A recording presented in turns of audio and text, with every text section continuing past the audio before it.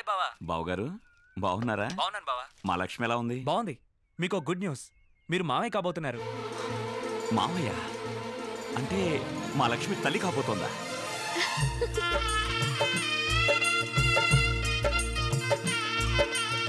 బావా congratulation. Thanks బావా. అన్నయ్య అన్నయ్య ఆశీర్వదించు. అన్నయ్య చందమామ పైన ఎందుకుంది?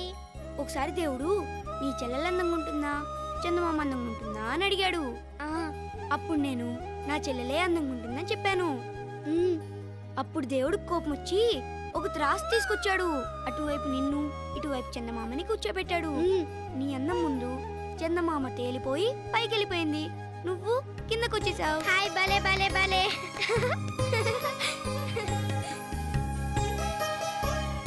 ఏంటన్నయ్య అలా చూస్తున్నా? చందమామ పైనే ఎందుకుందని అమాయకంగా అడిగిన నా చెల్లెలు ఎంత ఎదిగిపోయిందా అని. ఈ చిన్నారి చెల్లెలకి ఓ చిన్నారి పాప. ఇల్లు చాలా బాగుంది. మా మరిది సెలక్షన్ అండి. ఆహా, ఇల్లు ఎవరి పేరు మీద ఉందమ్మా? మా మరిది గారి పేరు మీదే ఉంది. అంటే మీకంటూ ఒక కొంప గూడు ఏమీ లేవా? అన్నీ ఉండేవి.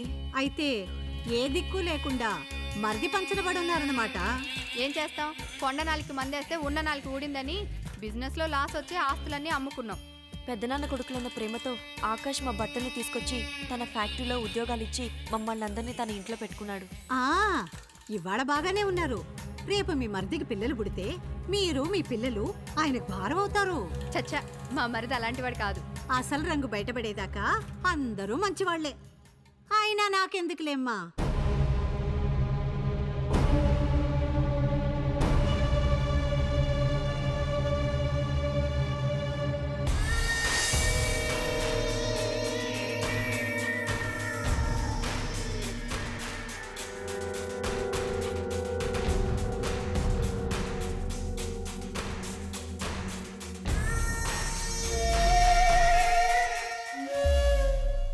నేనే పిలిపించింది. ఎందుకు? పగ తీర్చుకోవడానికి. ఎవరి మీద? మన శత్రువు కుటుంబం మీద. మా ఆయన కాచిన నాటు సారాయి తాగి 10 మంది చనిపోయారని తెలిసి ఆ ఊరు నుంచే మమ్మల్ని వెలివేశాడు ఆ సర్వారాయుడు. మేము పక్క ఊరిలో సారాయి కాచి సర్వారాయుడు ఊరికి పంపించడం మొదలుపెట్టాం. ఆ విషయం సర్వారాయుడికి తెలిసింది.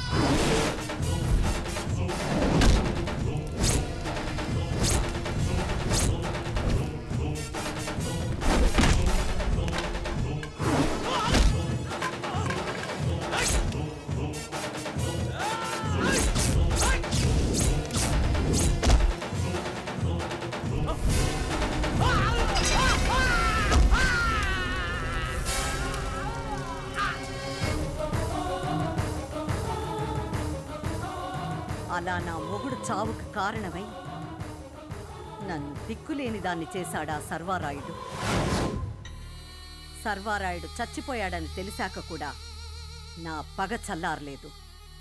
అవకాశం కోసం ఎదురు చూస్తున్న నాకు నీకు ఆ కుటుంబంతో పగ ఉందని తెలిసింది. మనిద్దరం చేతులు కలిపితే ఆ సర్వారాయుడు కుటుంబాన్ని సర్వనాశనం చెయ్యొచ్చు. నాకు కావాల్సింది అదే. చెప్పండి, నేనేం చేయాలి? చిట్టి తల్లి, చిన్నారి తల్లి, చూడు మావయ్య చూడు. పెద్దమ్మాయి గారికి వాళ్ళ అమ్మమ్మ గారి పేరు పెట్టారు. రెండో బిడ్డకి వాళ్ళ తాతగారి పేరు పెట్టాం. మరి ఈ పాపకి ఏ పేరో ఆలోచించారా? ఇందులో ఆలోచించడానికి ఏముంది? మా వదిన పేరు పెట్టుకుంటాను. నందిని.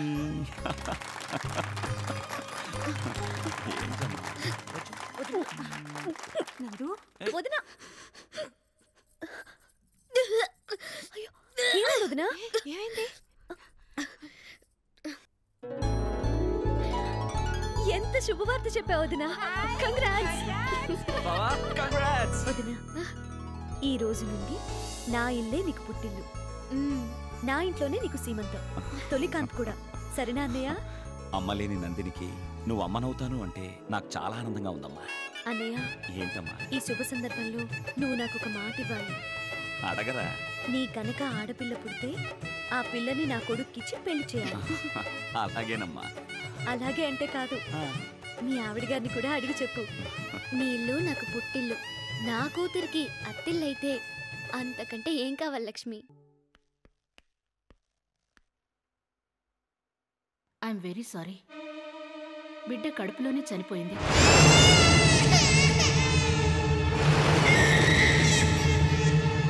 ఆపరేషన్ చేసి బిడ్డను బయటికి తీయాలి.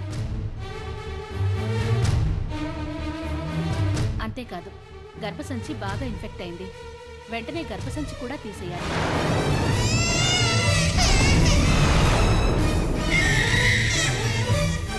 మరి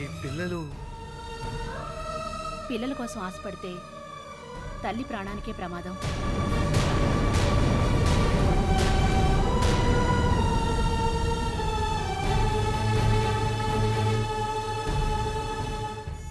పిల్లలు లేకపోయినా పర్వాలేదు డాక్టర్ గారు, నాకు నా భార్య కావాలి. Okay, I will make arrangements.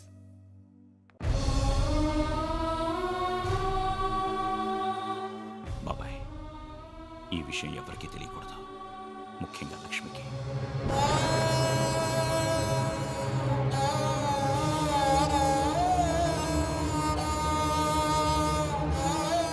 Nandini గర్భవతి అని తెలియగానే అందరికంటే ఎక్కువగా సంతోషించింది లక్ష్మి. పుట్టబోయే బిడ్డ గురించి ఎన్నో కలలు కంది. ఇక పిల్లలే పుట్టరన్న నిజం తెలిస్తే లక్ష్మి అసలు తట్టుకోలేదు బాబాయ్.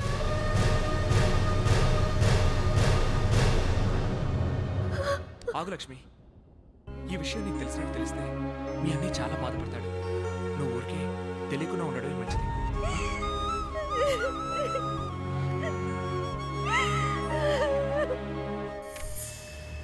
నువ్విచ్చిన పౌడర్ పాయసంలో కలిపి అబార్షన్ ఎలా చేశాను. గుడ్.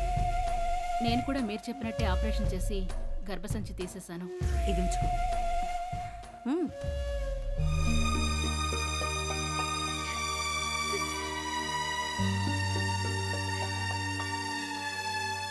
నందిని,